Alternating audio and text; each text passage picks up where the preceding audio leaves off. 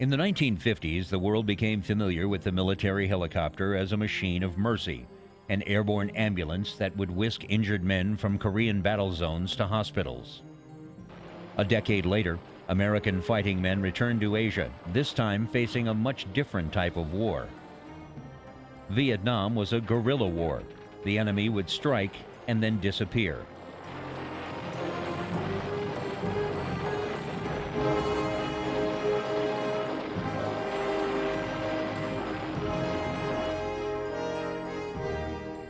There was little doubt that the Army needed a faster mode of transportation to keep up with the enemy.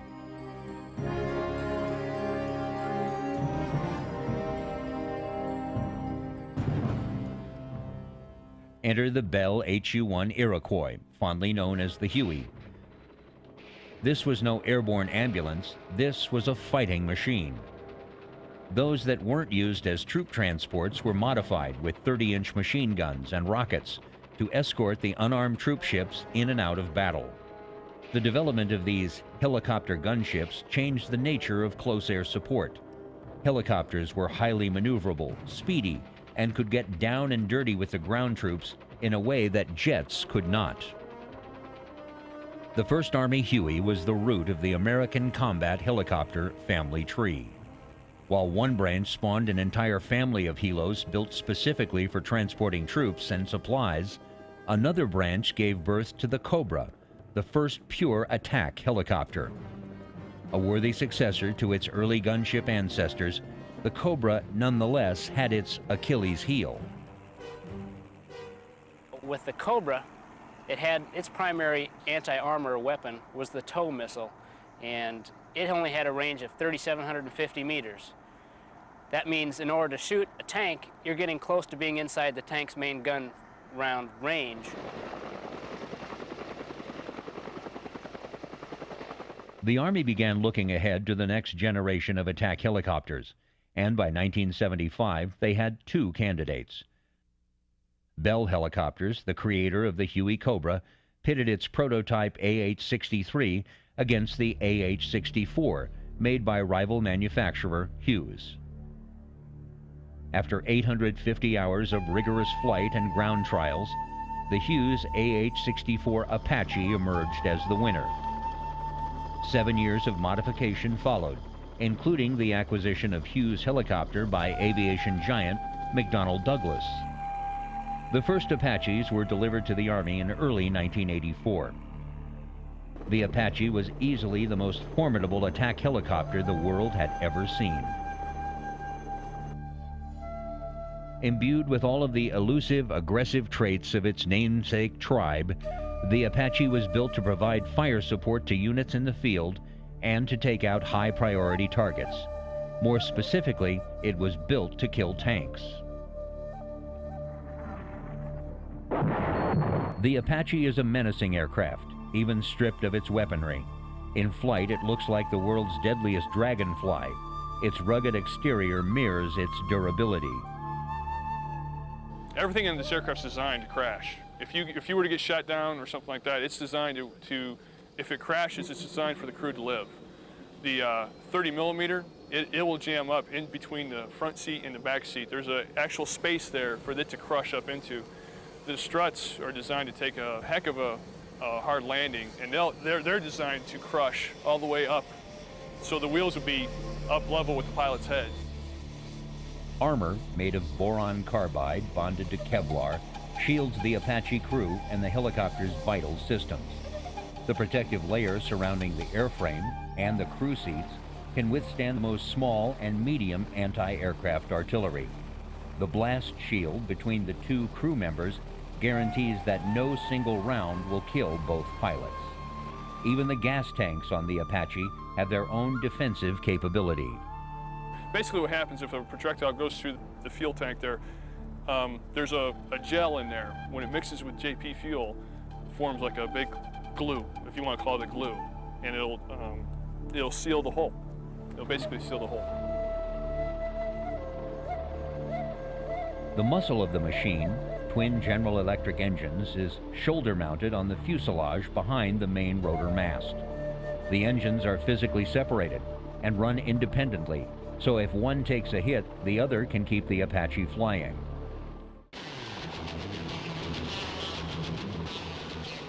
The Apache's main rotor has 4 blades made up of stainless steel spars and glass fiber tubes.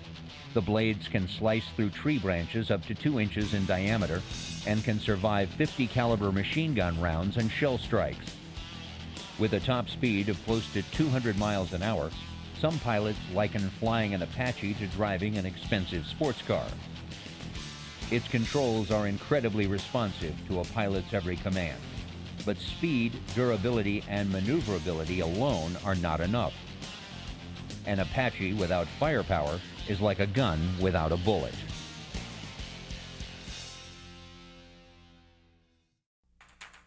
The Army designed the Apache as a platform for a new generation of weapons.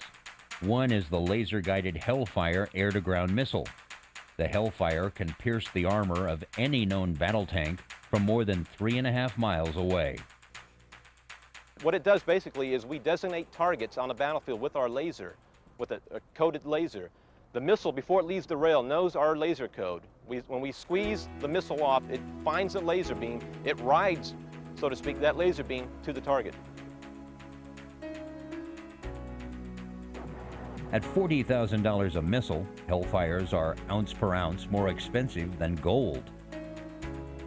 The Apache can carry up to 16 Hellfires on its outboard rails, though a load of 8 is more typical. The accuracy and effectiveness of the weapon is unquestionable. The Hellfire is the premier anti-tank missile in the Army's inventory.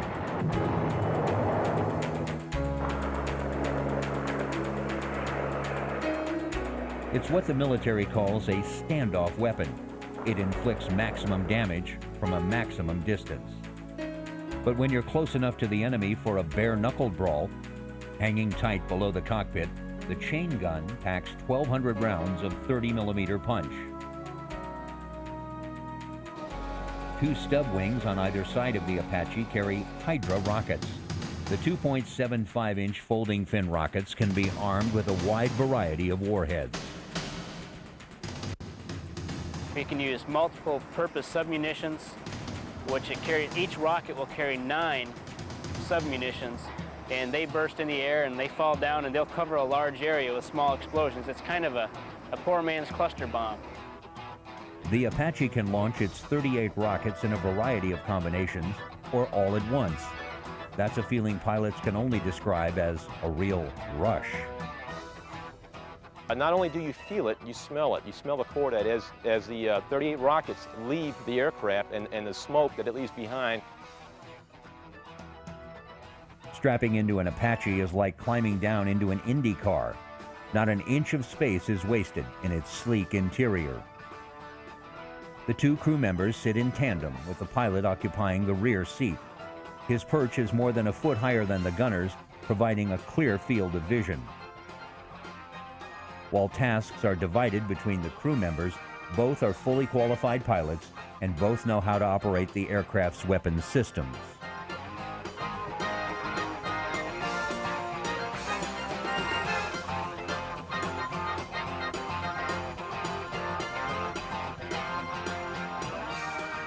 Stowed under the gunner's seat is a full set of flight controls, but unless there's an emergency, he's focused on acquiring and destroying targets.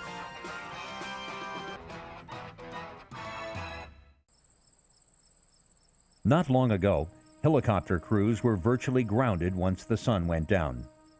The surest way to wrap your helo around a tree was to fly at night. But for Apache pilots, nightfall is when the fun begins. As they slip on their high-tech helmets, another world emerges, a world where night becomes day. Well, it was designed to fight and fly at night with an infrared system, and the pilots fly off a HTU. It's a little reticle that comes down over your eye. You can fight, fire, fly, all through that little TV screen. There's a lot of information jammed into that little television screen. The pilot sees an infrared image that allows low-level map of the Earth flight, along with symbols that tell him how high and how fast he's flying. Maneuvering with one eye takes some practice. It's a skill pilots say that if you don't use, you lose. The helmet is connected by wires to the aircraft's weapons control system. Either crew member has the option of slaving the 30mm cannon to his helmet, so the gun automatically points wherever he looks. It basically does a little trigonometry. It knows how high the helicopter is, what the look-down angle of your head is, and it does a little trigonometry and it figures out the range. If we were in a battle position and the front seater is engaging targets looking a long ways away, the back seater is worried about what's happening around him. So the back seater could have control of the gun slaved to his helmet. He could be looking to see if there's any bad guys around him and just suppression and keep them away while we're concentrating on what's going on downrange. Because the Apache is a sexy, state-of-the-art machine, competition to fly it is fierce. Only the strong of mind, body, and spirit need apply.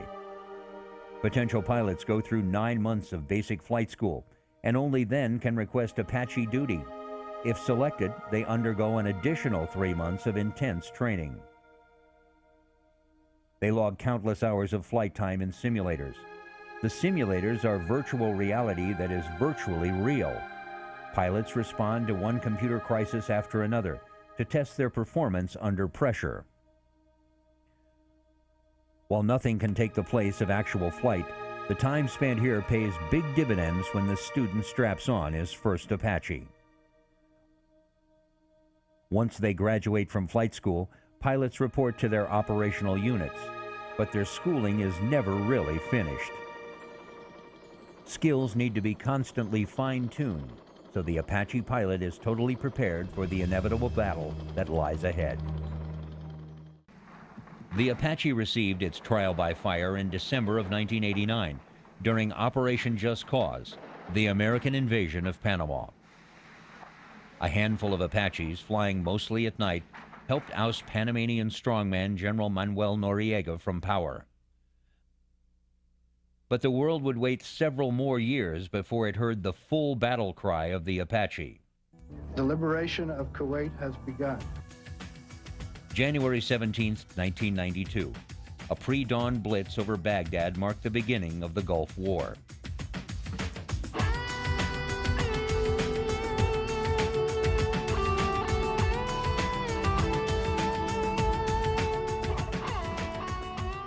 It is a little-known fact that the very first strikes of the war were not delivered by stealth bombers or even cruise missiles. Rather, it was a task force of Apaches that drew first blood. In less than 2 minutes, Apache gunships took out 2 Iraqi radar sites. Hellfire missiles blew a 10-kilometer-wide hole in the Iraqi anti-aircraft defense network, allowing Allied bombers to fly through undetected.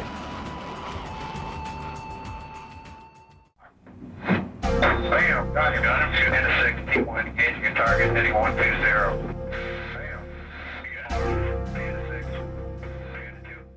The coming weeks provided the Apaches a wealth of targets. They skimmed the desert floor at incredible speeds, night vision guiding them through the dark maze of battle to destroy scores of Iraqi targets.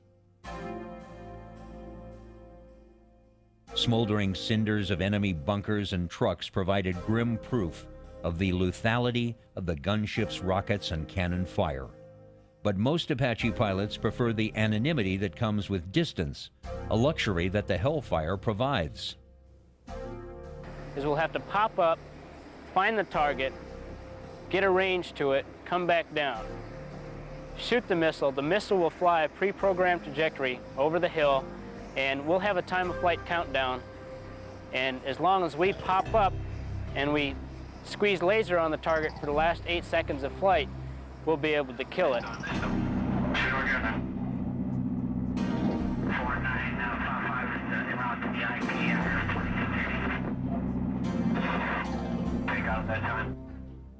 Countless Iraqi tanks met their end without a clue of what hit them or where it came from. Though the Apache was successful in the open desert, the ideal battlefield for these pilots would provide a few more places to hide. I was out in Saudi, you have nothing to hide behind. You feel like you're naked, basically. What we have is our standoff, with the Hellfire, we can stand off approximately 8 kilometers from the enemy. But that in itself, at times, if weather conditions are bad enough where you have to scoot in closer to the enemy, you tend to feel naked because you have nothing to hide behind. I would prefer to have hills, vegetation that I could put this aircraft behind and pop up, scan the battlefield, and I can videotape the battlefield, return to my mask, my safety, review my tape, and then prioritize my targets at that point, and then launch my Hellfire.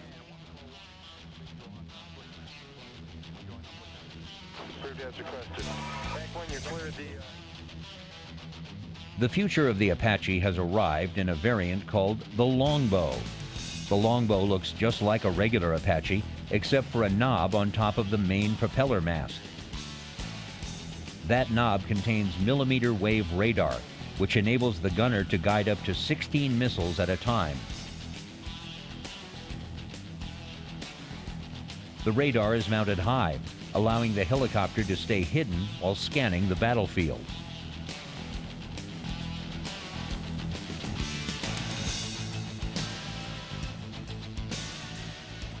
With the Longbow and the radar fire control, as long as the radar is exposed, it can find the targets and classify the targets and prioritize the targets, all without having to be exposed to the enemy. And they can shoot their radar-guided missiles, and they can get all the missiles going to a different target at one time.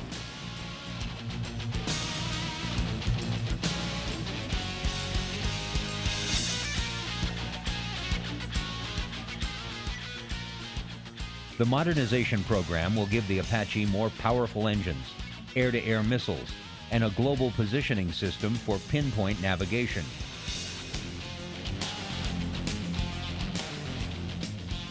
Eventually, every Apache in the fleet will be upgraded to a Longbow.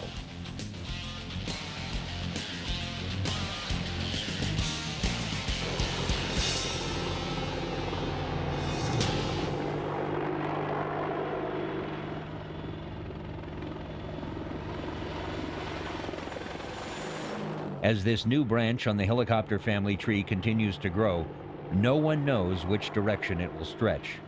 The only certainty is this: no enemy tank in the world today can ever feel safe with the Apaches on the prowl.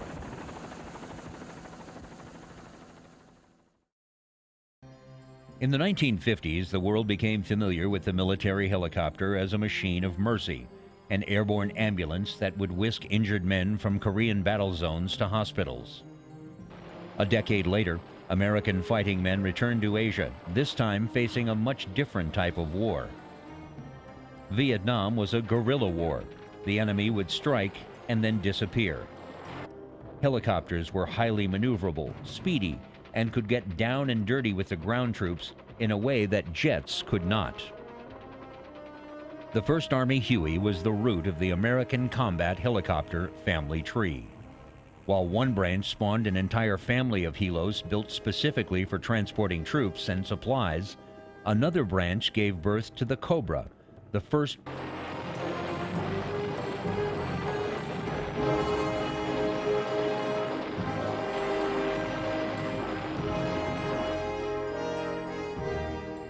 There was little doubt that the Army needed a faster mode of transportation to keep up with the enemy.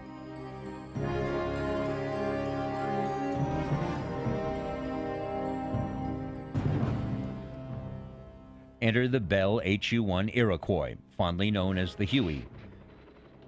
This was no airborne ambulance, this was a fighting machine.